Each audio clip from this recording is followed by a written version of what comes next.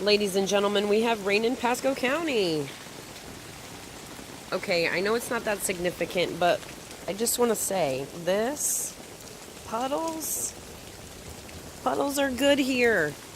We have wildfires burning. There is a 2,300 acre wildfire nearby.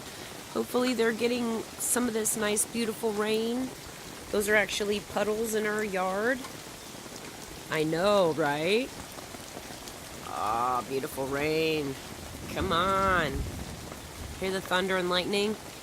Hopefully the deluge is enough to keep any new fires from starting. But the rain is beautiful.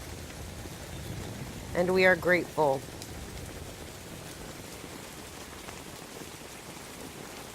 Hopefully relief for all of our first responders.